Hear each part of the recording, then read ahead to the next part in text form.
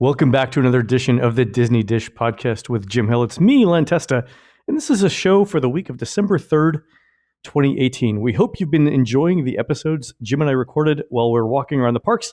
Today we're doing an extra episode to get you caught up on all the park news that's been happening over the last couple of weeks.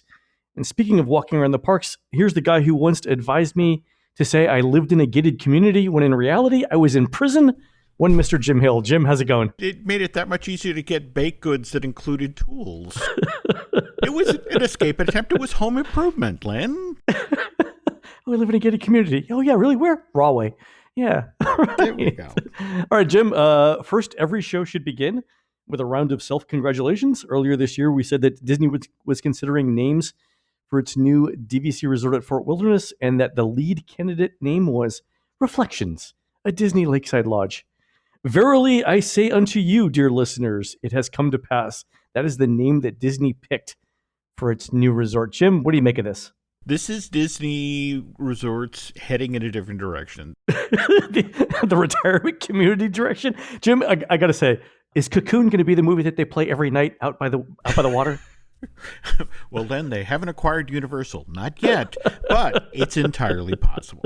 I don't know, honestly, what to tell you here. I mean, from a design point of view, and trust me, when you look at the interiors and the rooms and the wall treatments and that sort of thing, this will definitely come across as a high-end resort. But this is a different sort of Disney, more about the amenities and the fact that people are basically going back to the rooms to sleep, that they're spending their days in a theme park. So this is a clear step away from things like Wilderness Lodge and the Poly. The insider that gave us the tip about the actual buildings not looking much like the concept art in terms of finish also said that part of that was to not overplay or give away any secrets that they might be doing to any competition down the street, who is also in the middle of building a set of hotels. You are correct, sir. I thought that was actually pretty clever, and I didn't think of it at the time, but yeah, it makes total sense. Don't show more than you have to. Yeah, and we've talked about what's going to happen when Endless Summer opens at Universal. I mean,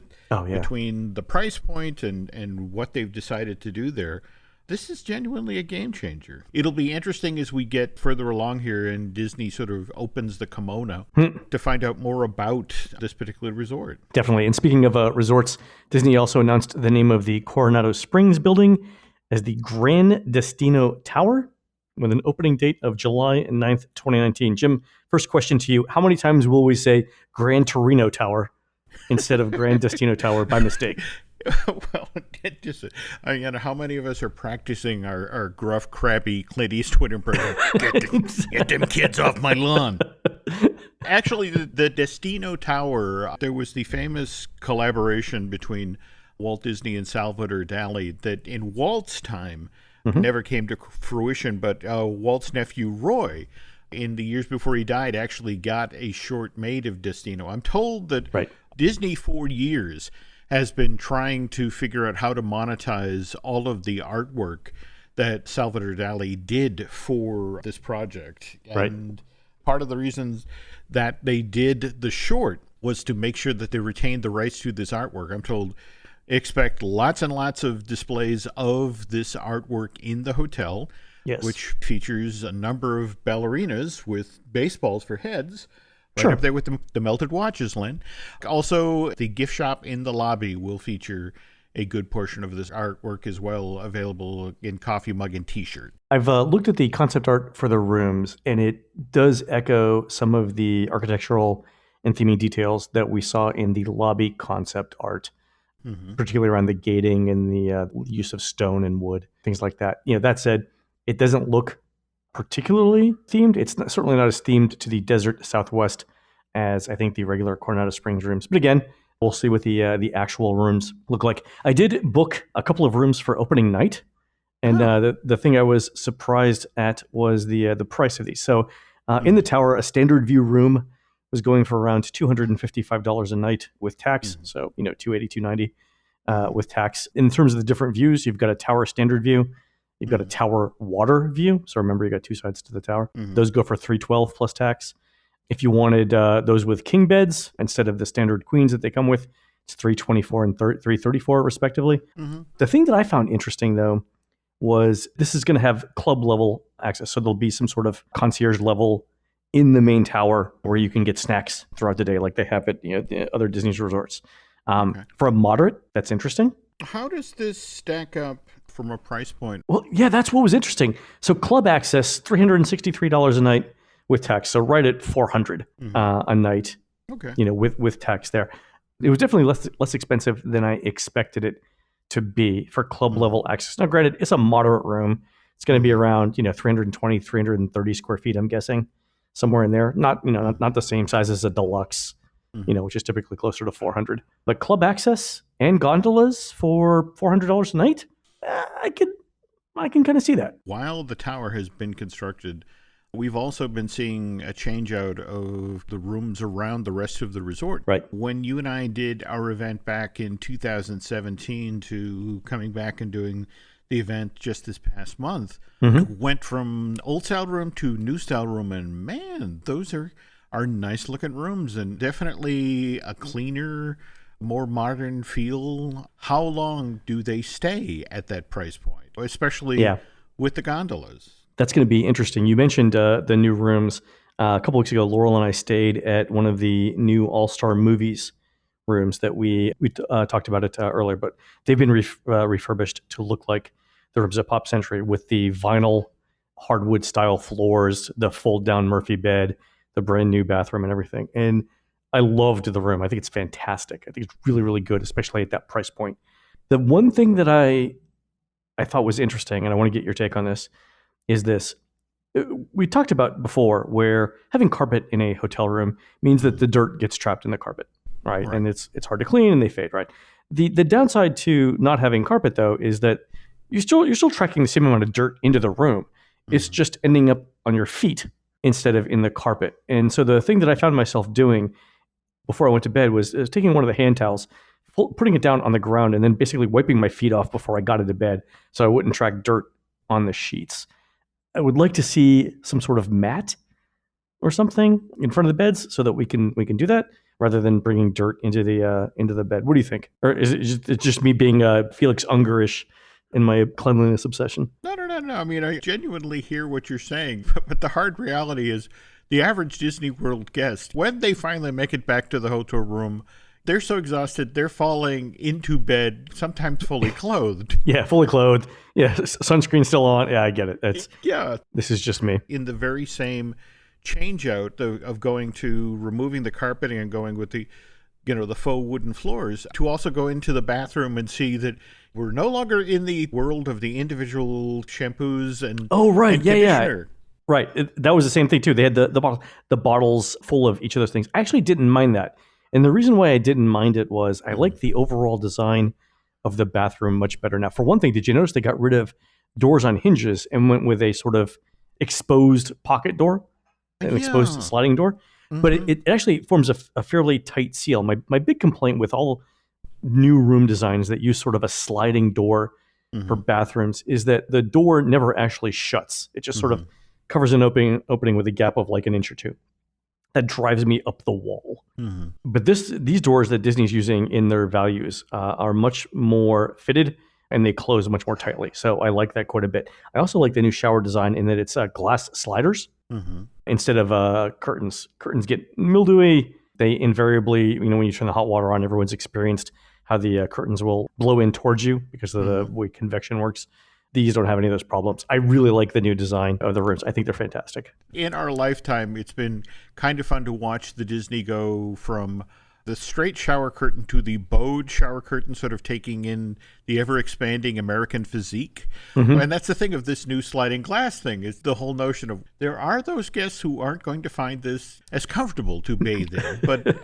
But on the other hand, the fact that I'm glad you noticed the tighter seals, that sort of thing, because they were finding from a maintenance point of view, just when you factor in the number of families that would come to a room in a month's time and the fact that you had that much water leaking onto the floor and that sort of thing, this became a heavy-duty maintenance issue over time. And sure. It was a higher cost to do these sorts of sliding glass, but the hope is in the long run it'll cut back on the maintenance that they have to do on the bathrooms at these moderates. That's exactly what I thought it was. It looks cleaner. And they also went with a lighter color and almost white instead of, I think it was sort of a taupe color.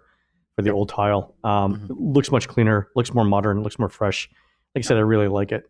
Yeah, so that was good. So, Jim, switching back real quick to finish out the Destino Tower prices. They've also got executive suites. Mm-hmm. So the executive suite, there's a bedroom suite, and there's a presidential suite. The executive suite goes for about $700 a night plus tax. I think $708. And then the presidential suite, which is the most deluxe of the accommodations, I think goes for around $1,400 a night with tax.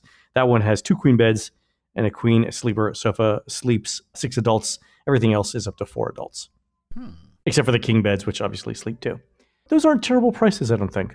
No, not at all. My question, though, is you and I had both heard going into this project to create this tower that would allow corporate officials, that sort of folks who were eyeballing staging events at the Coronado Springs, especially in that giant convention center, but it had always been somewhat hesitant because of what was available. Yeah, well, there are 50 suites, Okay. which should be enough for at least 2 conventions worth of executives, right? That's 25 sets of executives each. Okay. Yeah, I can see it. Yep. Speaking of hotels, Jim, the Mystery Hotel by the Swan and Dolphin now has a name. It's the Cove. I believe this is the Marriott property, Jim? Is that? Yeah, you and I have been tracking this one for years, and there was some discussion of it was going to be a parking facility so they could do even more construction out back, and now it's just sort of an adjunct of the Dolphin and the Swan. Is that correct? Or Right. 350-room boutique hotel across the street from the Swan and Dolphin. Between those 3, they'll have what? 2,500 rooms, something like that? It's a pretty considerable amount of inventory, especially when you take into consideration the boardwalk and the yacht and the beach right across the way, along with its own DVC. Right. What do you think of the decor of this hotel? It reminds me a lot of Universal's Adventura with the reflective glass on the outside. It's not quite as tall as the Adventura. Obviously, it doesn't look like a fidget spinner like the Adventura does, but the lobby and the exterior in the colors kind of looks like the Adventura to me. What do you think? So many of the hotels now that are being designed are taking that sort of millennial mindset into consideration. Disney's own research is showing these days that they want a nice, clean, stylish hotel that's convenient, but they're not staying there, especially when they're at Walt Disney World. They're out the door in the morning, early on to get to the parks, and they're back late. So all they want is someplace clean, nice, where they can lay their head and have how many different places to plug in their iPhones and their computers and that sort of thing. I think we mentioned this when we were walking around. The All-Star Movies rooms have 10 USB ports in addition to 10 power outlets in the rooms. So conceivably, you could charge 20 devices. This is at the top of the list. It used to be, do you have a wonderful view? Do you have a wonderful design aesthetic? And it's like, nowadays, it's like, can I find some place to plug in my devices without getting down on my hands and knees? Yeah, I want to be able to set my phone, my iPad, and my watch on chargers next to where I'm sleeping so that I can pick them all up as soon as I wake up in the morning, right? So there's 3 devices there. For 2 people, that's 6 right off the top. Yeah, right there. I also want to mention a couple of other pieces of news, Jim, that we talked about. And some of this is going to lead into your discussion during the main part. But during the last Disney conference, we heard that Canada's getting an updated movie. Yeah. I reached out to friends, like a friend of a friend of a friend situation, to Martin Short to find out if Mr. Short is coming back. And evidently, yes, he's on board. Sweet. One of the reasons that the Canada Pavilion got knocked for years was how lax they'd been with updates, that cityscapes didn't look the way they did, and likewise there was a somewhat cliched attitude to the original O Canada movie, and especially out ahead of the 50th anniversary of the resort and the number of folks from Canada that Disney expects to come down to sample the resort during this period. It's like, it just makes sense. Just get in there, do a quick update, but they'll be doing winter carnival type stuff, shooting in January, February, and they'll be looking to grab additional footage headed into the summer months, and this will be edited and cut into the show, they hope, for the fall of 2019, but more likely 2020. Okay, so that's the timeline that we're expecting. When you do this sort of thing, you work off of a punch list. It's one thing when you're doing a brand new film, and you can put together a crew that hangs for a month, 6 weeks to get all of the necessary photography. And something like this where you're literally doing, okay, we need to update that shot. We need to do a thing here. Yeah. We need Martin to come in and do a new joke. There'll be kind of a hit and run aspect that the team will get together and grab shots that can only be done at events in the spring, in the summer, or the winter. And once that footage is in hand, late summer of 2019, they'll then cut that in.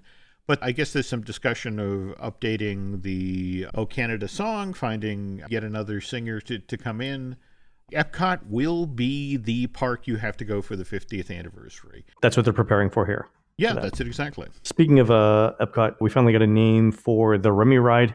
Mm-hmm. In France, it is now going to be known as Remy's Ratatouille Adventure. The interesting thing about this, Jim, is this wasn't one of the names that was on the survey that we talked about earlier this year. It's sort of a combination of what we thought were the either the best or least objectionable, depending on how you look at it, options on that survey. What made Disney decide to go with something that wasn't on the original survey list? What kind of bit them in the butt is if you've seen the artwork they're using for the building, mm-hmm. there is nothing about the exterior of this building that indicates what's inside. This fun family attraction with, I want to say, I was reading 42 ride vehicles. I mean, it's a pretty big fleet of vehicles that charge mm-hmm. around this building. But from the outside, it just looks like a continuation of the sort of historic district restaurant type thing. And the fear on Disney's part was that, all right, if we don't make it obvious that this is Remy, remember Remy from Ratatouille, the Pixar movie, that people would walk on by without experiencing it. So this is sort of like, it's a title from the Department of Redundancy Department, the Remy Ratatouille Remy ride. And yeah, you expect a lot of commercials and a lot of stuff in the brochure that stresses the fact that there's a ride inside this building, a really fun family ride that you should be queuing up for right now. I think that's going to be one of the challenges, is because of the location of the ride back behind the existing French pavilion. Yep. It's going to be difficult for people to get people to walk all the way back there to see what's there, unless they do some sort of signage or promotion out in front. But the risk that you run there is that the signage and the promotion would interfere with the theming of the existing things in France already. So that's going to be a fairly delicate balance. And I'm sure you heard about the other attraction that's going in to try to improve the family-friendly. The Reflections of Paris movie is going away, and we're getting a Beauty and the Beast sing-along show. I've heard that they're both staying. Yeah. Because I asked the question like a month ago. Mm-hmm. And what I heard was that the sing-along will be outside in that little gazebo area.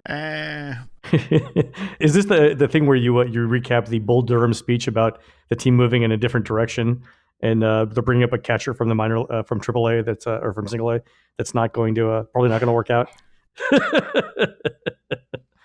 Bringing up some kid, probably not going to work out. Don Hahn, the actual producer of Beauty and the Beast, the original animated feature, and he's been tapped to work on this project. And going into it, they were promised, that theater space. And now there's been some pushback because are we going too far in this family-friendly direction? Are we dumbing down Epcot? And so there are people who are fighting for Reflections of Paris, but at the same time, when you look at the number of people who actually attend Reflections of Paris, it's currently a waste of a theater. Yeah, Impressions of France, holds many hundreds of people. I haven't seen it a third full. Yeah. In a very long time. But that said, let's say that that's a problem. Attendance is a problem. I'm not sure that Beauty and the Beast sing-along is a solution for a couple of reasons. Obviously, they've still got it at the studios. You want to see a Beauty and the Beast sing-along, there's this whole other park in which it already exists. That's assuming that show stays there, Len. And remember that there has been considerable conversation about a Tangled show that would supposedly replace Beauty and the Beast. And a year or so back, we had the Emma Watson live-action version that sort of revitalized the franchise. This is Bob Chapek's version of Epcot. This is the direction he genuinely wants to push the park in. The drumbeat is more Disney, timeless, relevant, family-friendly. And a now, how old a film? I actually mentioned this in the latest version of the unofficial guide, that the Impressions of France film dates back to literally its opening, hasn't been updated since then. In fact, in the market scene at the beginning. You can tell how old the film is by looking at the prices on display in the market. The prices are shown in French francs, which the country abandoned when it switched to the euro back in 2000. If you're updating Canada just down the street, the movie there. Yeah, why not? All right, Jim, let's take a quick commercial break here, and then when we come back, let's continue with other announcements that happened during the latest Destination D event. All right, folks, we'll be right back.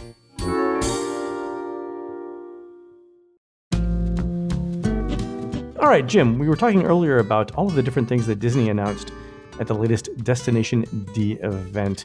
When we pick up where we left off there, talking about Epcot, what else was announced for the world's greatest theme park? You and I have been talking about this how long? The Illuminations replacement?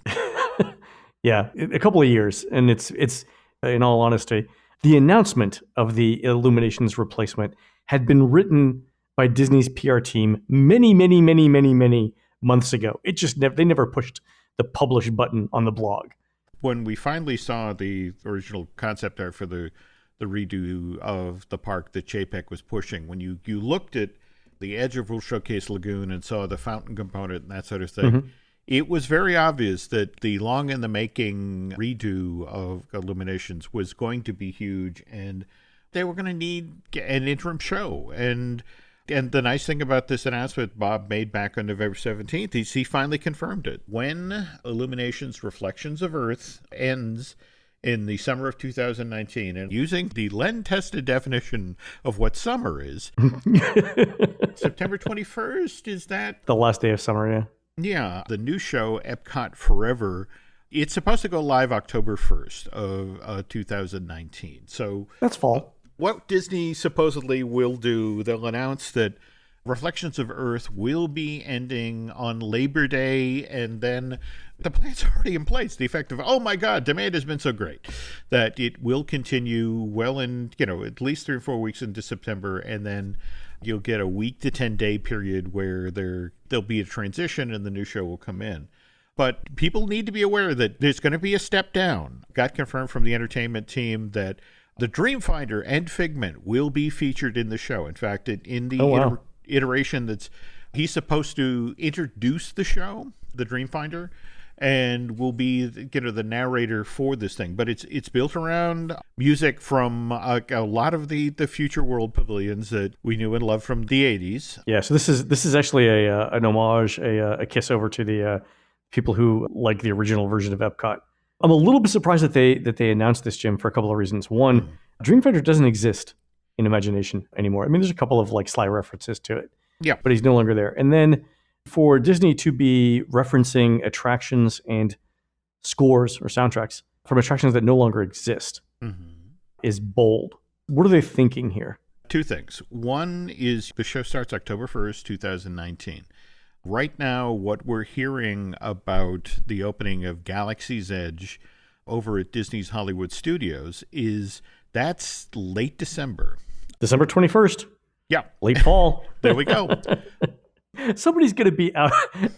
Somebody's going to be out from Disney with a sextant looking at the moon on December 21st and saying, "Nope, hasn't peaked. Nope, hasn't peaked. Nope, hasn't peaked. Keep going, guys." There we go. So the real challenge is getting people to go to the resort, to book packages, that sort of thing, during this period of time between October and late December. And among the folks that will come out, especially with the language here that's stressed, is that this interim show, very limited run.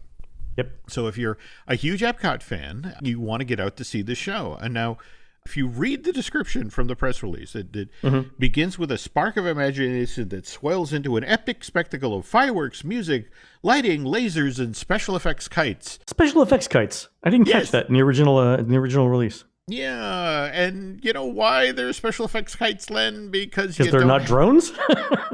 There is that.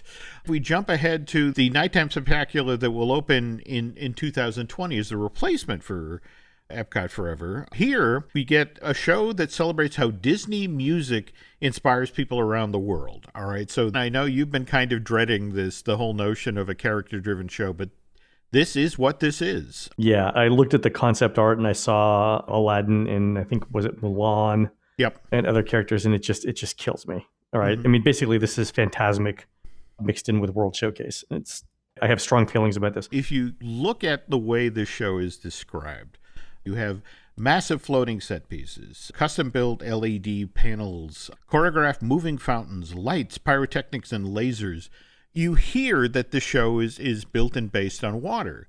You don't hear that with Epcot Forever, and that's because in order to do the work, to put in the giant fountains and that sort of thing, they're going to reduce the water levels in World Showcase Lagoon considerably. So those of you who remember what happened with Paradise Lagoon at Disney's California Adventure back when World of Color was being installed at Disney's California Adventure back in 2010, this is going to be kind of a repeat of that. So not terribly photogenic, but it'll still be a decent show.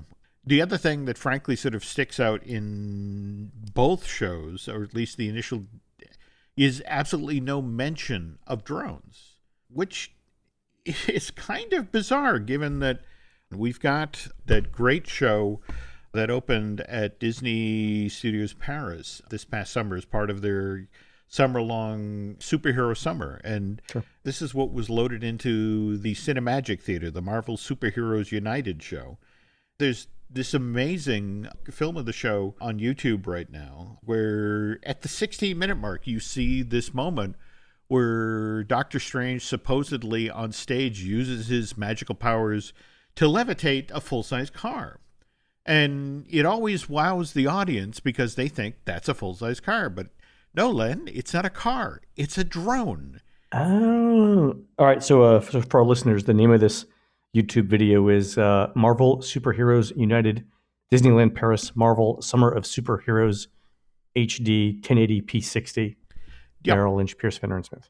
I remember when they announced this year's holiday show at Radio City, I reached out to you, Len, and said, the next time you're in the city, can you and Laurel go check this out? Because inside of Radio City Music Hall, they've got the finale of the show now features drones. I mean, a couple of hundred drones flying out over the Rockettes and all that. It flummoxes me that we can do a drone effect indoors here at Disneyland Paris. We can do a scene in this year's Radio City Music Hall Christmas extravaganza featuring hundreds of drones. And yet here's Disney that's put all of this time and all this effort into drone technology, supposedly for Epcot's replacement for Illuminations has been delayed. And no mention of drones. Nothing. Huh. Makes me crazy, Len. Besides that, there were some other announcements related to Galaxy's Edge over at the studios. Mm-hmm. What's going on at the studios? First and foremost, in January, we're going to see a brand new logo as that park continues to sort of reposition itself. The new drumbeat for this park is we're watching Disney's Hollywood studio change from a place that took you behind the scenes to now the whole conceit of everything that's being built into this park is that we're putting you in the center of the action. In the center of the movies. Okay, that's a subtle distinction, but it is a better fit for what's going on in the parks. Mm-hmm. As Galaxy's Edge continues to chug along, we finally have names of our right, yeah. signature attractions. We have, what is it? Millennium Falcon, Smuggler's Run. Oh, Jim, you're not doing the full name. Do it, Jim. Millennium Falcon, Smuggler's Run. What am I doing wrong here? No, it's Star Wars, Galaxy's Edge, Millennium Falcon, Smuggler's Run. I am so sorry. Yes, that's right. That's right. You never get a short title with a Star Wars. You get a related. No, and there's a hyphen, there's a dash. I think there are 3 ampersands. Yep. There's an umlauts in there. I think they went all out both with the word phrasing and the punctuation in that title. We also finally have a name for our First Order attraction, code name Alcatraz. We have all right, I'll do it right this time, Len. Star Wars Galaxy's Edge, Rise of the Resistance. Right. This is the Battle Escape ride. What have you gleaned from the concept art that they released along with Rise of the Resistance? I remember chatting with the art director for a lot of the Star Wars films back at the last D23 Expo, and he was just floored by standing there on the construction site and seeing how the show building that contains just one scene of when you get on board the First Order Star Destroyer is as big, if not bigger, than the entire show building for Disney's Pirates of the Caribbean. I mean, the scale really Yeah, I mean, this is the thing. You are in an 8-passenger vehicle with a droid driving you, actually moving through the corridors of the Star Destroyer. You've made your way up to the ship on board a Resistance intersystem transport ship. Okay, so let's pause there. 8-person vehicle, Right.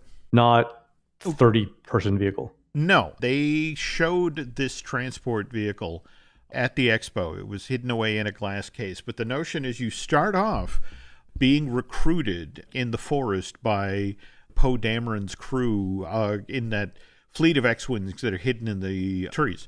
And basically what they tell you is, look, we need your help. The First Order is planning something.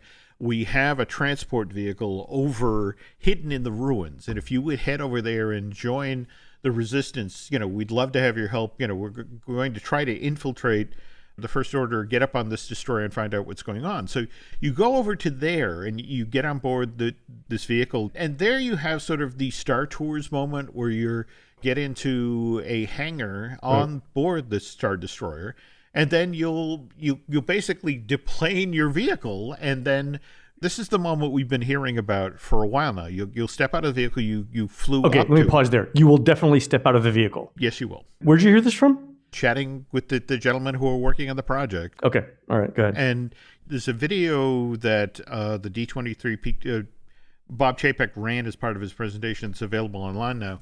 You can actually see the moment where you are on board the vessel when the Resistance forces come out of hyperspace and they're there to suddenly attack the vehicle. And so you're on board, you need to lower shields in order to make this mission successful, and then you need to get off. It's very, very, very much unlike any Disney attraction you've ever been on. And the moment that Disney keeps hyping, where you pull into the armory, and you're trying to make your escape at that point. That's when the AT-ATs come to life in front of you and target you, sort of swing their heads your way and get ready to shoot at you. So they're really, really hoping that this blows your mind. And when you look at this, when you look at the scale of what they're doing versus at this same presentation, they talked about how when people go to check into the Star Wars hotel, which there's a boutique hotel, Len, and then there's a crazy boutique hotel. Well, we knew that the number of rooms in the hotel was going to be small. And remember when you had said that there were expansion plans for other wings? Yeah. And I was skeptical because of how the gameplay would work at a larger scale. And it turns out that since then, I think at D23, Disney announced that there will be 100 rooms in this hotel, which is about half of the number of rooms in one building of Pop Century. Yeah. That's how small this particular thing is going to be. Jim, two points. One, it's going to cost an arm and a leg and a kidney to stay. Yeah. You'll never be able to get in. You'll never be able to get into the hotel. The second thing is they're not actually called hotel rooms, right? They're called cabins. Yep.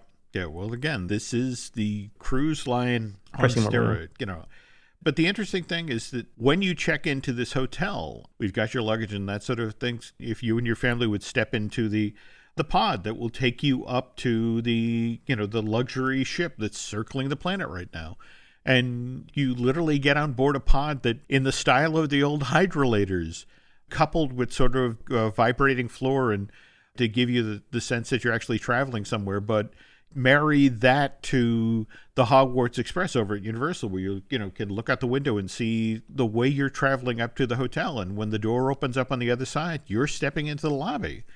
Dining room, casino, bar space, all of this will be wonderfully themed. But again, this is a hotel, and if someone ever pulls a fire alarm, the story stops and the doors open and you're back in Central Florida. They're kind of hoping to avoid that. And there'll be a similar system, a seamless transportation system that will take guests from the hotel over to Star Wars Galaxy's Edge. Even with this far smaller number of rooms, there will still be expansion pads to either side of this now infinitely smaller building. Because, when I was originally told about this project, it was 400 rooms, Len. I was going to be super surprised if they could do gameplay at 400 rooms, but 100 is actually smaller than I thought. I thought 200. Yeah.